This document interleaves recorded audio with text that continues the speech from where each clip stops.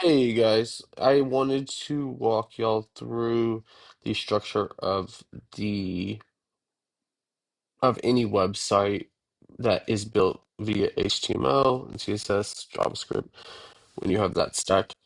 Now, the page you're looking at, I got there. This is Hostinger. It's where host majority of client sites, unless they're hosting themselves. So this is SER Solutions. It's a shed. This gentleman he's an on-site shed builder down here in Texas.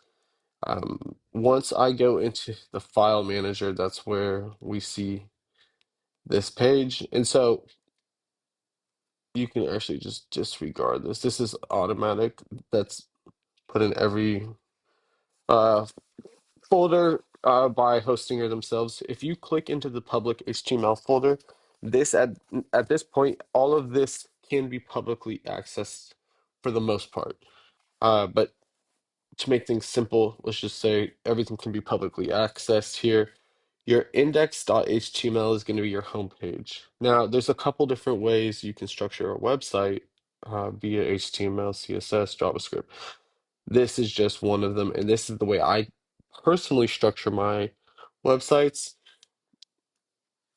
I'm more than happy to take a little time to cover the other way that some people will structure their site in terms of the folders on another video. But in the meantime, you can imagine that every single one of these folders is either a way of compartmentalizing and organizing some asset of the site, whether it's styling sheets, JavaScript sheets, or imagery, or the folders are other pages on the website.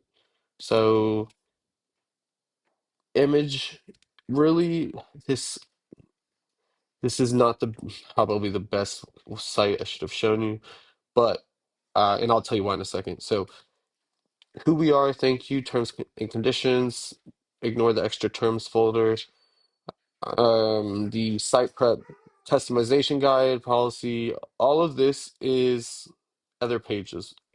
Now, how do you know that for sure? We click into it and we can see another index.html folder or file. This is a way of telling the browser when it renders your content or your site that hey, this is another page and it will automatically show it. Now, what happens if you have two HTML files in here? That's a great question. I've never I've never actually tried it, but what you can do though is you can style let's see.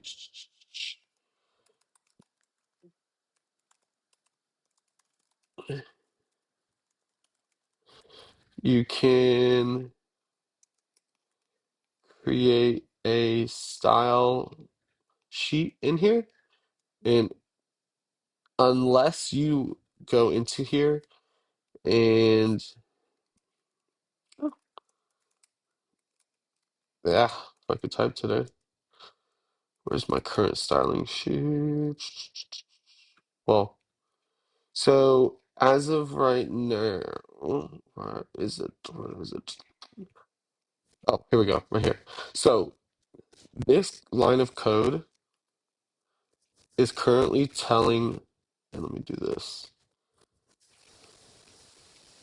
This line of code is currently telling the browser to reference CSS, the folder right here, CSS style.css. These were extra style sheets, and this is exactly why I said this isn't the best website to show.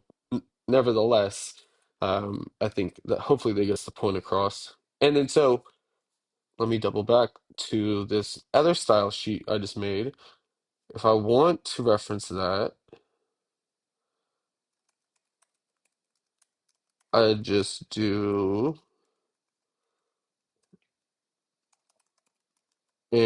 and I tell it it's a style sheet, and bam. Now, we don't want to do this ever. This is two style sheets. Well, I mean, we can't, I'm sorry, we can, but ideally you would want to have a more specific name on your style sheet than just style.css. You can name it whatever you want, so long as it has the CSS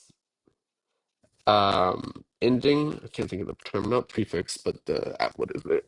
Anyways, uh, um, we can also do the same with JavaScript, and but we can also have what's called inline CSS, which is kind of exactly how it sounds. It's within the lines of the page that you're on. So if a page has inline styling, that means it's within the lines of that page.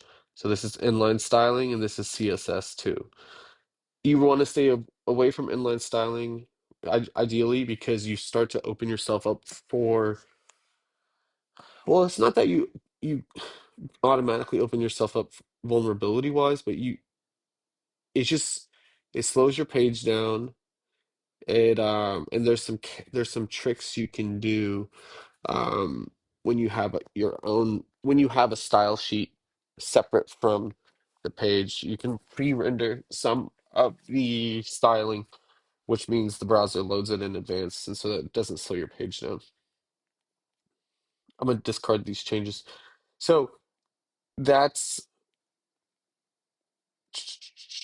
that's the gist of this. So you're gonna see some, ideally you'll see an assets folder. Oh shoot, we don't have it in here. I don't have it in this one, but typically you'll see the JavaScript and the CSS and the images all within one assets folder. So you would click, like imagine this says asset. You click into this and you see CSS folder, JavaScript folder, image folder, and then you can click into each respective folder. Oh shit. Oh, excuse my language. I don't know what I just dragged into here. Crap. Um, Shoot. Okay, I don't think I did anything. Anyways, Ruben, you're waiting for my call, so I'm